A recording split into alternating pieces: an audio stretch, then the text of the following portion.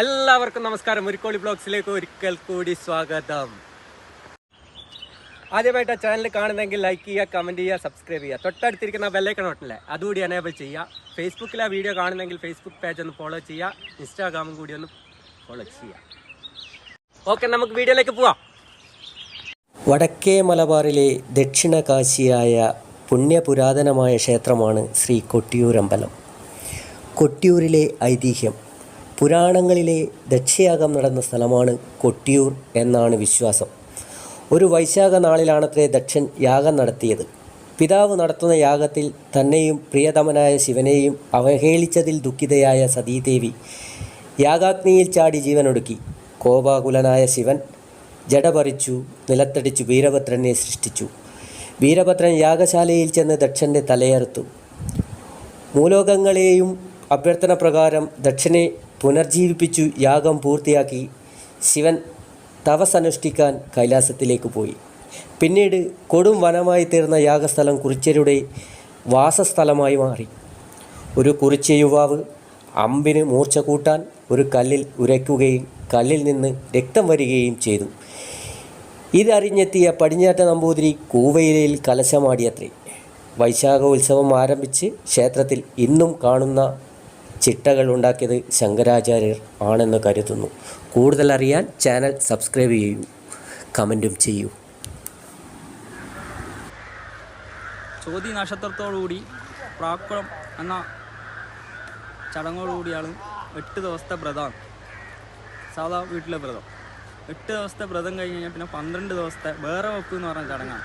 അതെന്ന് പറഞ്ഞു കഴിഞ്ഞാൽ കുളിച്ച് കഴിഞ്ഞ് കഴിഞ്ഞാൽ പിന്നെ ആരെയും തമ്മാവിൽ തൊടാനോ അശുദ്ധിയാവാനോ പാടില്ല. വേറെ തന്നെ നമ്മൾ ഭക്ഷണം പാചകം ചെയ്ത് അത് ഏതെങ്കിലും വീടുകളിൽ വ്രതാനുഷ്ഠാനത്തോടു കൂടി കൊടുക്കുന്ന ഒരു ഇതായിരിക്കും. ഇത് 12 ദിവസം വീടുകളിൽ ഉണ്ടാവും. ഉച്ചക്ക് വാഴത്തട ചതുരത്തിൽ കെട്ടി അതിൽ കൊടിനാക്കല ഇല വരച്ച് കഞ്ഞി അതിൽ കോരി ഒഴിച്ച് സൈഡിൽ നാക്കല വെച്ച് ചക്ക, പുഴുക്ക്, പിന്നെ ഉഴുന്നിനെ കൊണ്ടുണ്ടാക്കിയ മധുരപ്പുഴുക്ക്, പിന്നെ 3 തേങ്ങാപ്പൂള്, പിന്നെ 2 ഇത് പിന്നെ രാവിലെ കൊണ്ടുള്ള ഇതാണ്. നമ്മൾ 3 ഓട്ടം ആദ്യം കുടിക്കും പെരുമാളെ വിചാരിച്ചിട്ട്, പിന്നെ ഉപ്പിട്ടിട്ടാണ് നമ്മൾ കുടിക്കുക. അത് 12 ദിവസം നല്ല രീതിയിൽ അനുഷ്ഠിച്ചുകൊണ്ടാണ് നമ്മൾ വ്രതം നോക്കുന്നത്.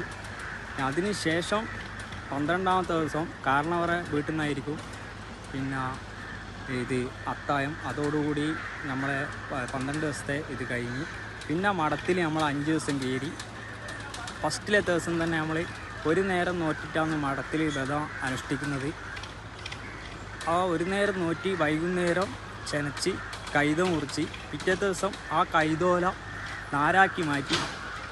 പിറ്റേ ദിവസം 3ാമത്തെ ദിവസം അത് ചൂടിയാക്കി അവർ കഞ്ഞിയെല്ലാം കുടിച്ചതിന് ശേഷം വൈകുന്നേരം അത് കയറാക്കി മാറ്റി.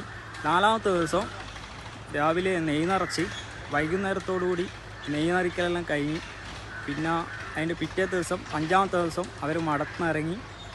പിന്നെ ഒരു ദിവസം നമ്മൾ എല്ലാവർക്കും ഓരോരോ ക്ഷേത്രങ്ങളുണ്ടാവും.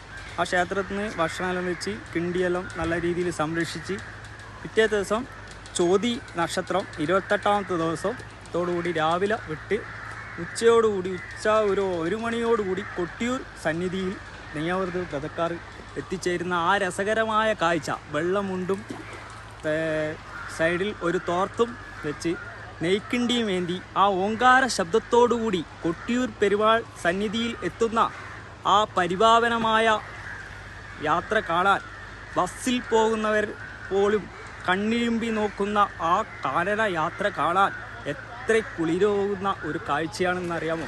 ഇത്തരം കാഴ്ചകൾ എങ്ങനെയുണ്ടായി എന്ന ഒരു ചരിത്രവും കൂടി നമ്മുടെ ഭക്തന്മാർക്ക് അറിയണ്ടേ? നമുക്കിനി അതിലേക്ക് പോകാം.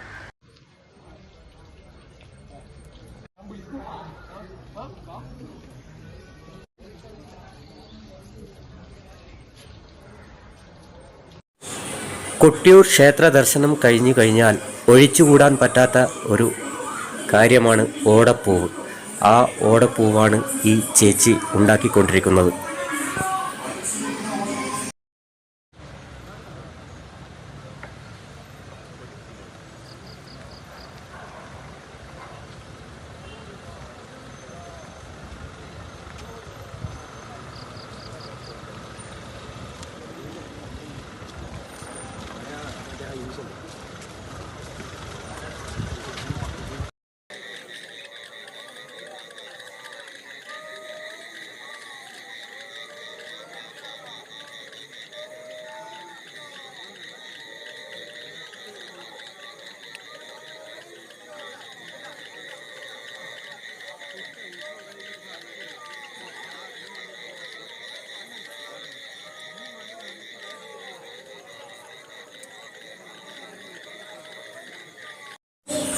നിങ്ങൾ ഇപ്പോൾ കണ്ടുകൊണ്ടിരിക്കുന്ന കാഴ്ച തിരുവഞ്ചിറയിലെ മണിത്തറയിൽ സ്വയംഭൂ ആയിരിക്കുന്ന ശിവലിംഗം അഷ്ടബന്ധത്താൽ കഴിഞ്ഞ വർഷത്തെ ഉത്സവം കഴിഞ്ഞതിന് ശേഷം മൂടി വെച്ചിരിക്കുകയാണ്. അഷ്ടബന്ധം കൂട്ടുകൊണ്ട് മൂടി വെച്ചിരിക്കുന്ന ആ തറ തുറക്കുന്ന രംഗമാണ് നിങ്ങളിപ്പോൾ കണ്ടുകൊണ്ടിരിക്കുന്നത്. നമ്പൂതിരിമാർ അത് തുറന്നെടുക്കുന്ന കാഴ്ചയാണ് നിങ്ങൾ കാണുന്നത്. ഈ തുറക്കുന്നതിനെ വിശേഷിപ്പിക്കുന്ന പേരാണ് നാളം തുറക്കുക എന്നാണ് പറയുക. അത് തുറന്ന് നെയ്യാട്ടം കഴിഞ്ഞതിന് ശേഷമാണ് വണ്ണാരം എന്നുള്ളത്. നെയ്യാടി കഴിഞ്ഞതിന് ശേഷമാണ് ഇളനീരിന് വേണ്ടിയുള്ള അവരുടെ വ്രതം നോൽക്കുന്നത്. അത് കഴിഞ്ഞ് വണ്ണാരം എഴുന്നള്ളിയതിന് ശേഷം മാത്രമാണ് ഇക്കരെ കൊട്ടിയൂരേക്ക് സ്ത്രീകൾക്ക് പ്രവേശനമുള്ളത്.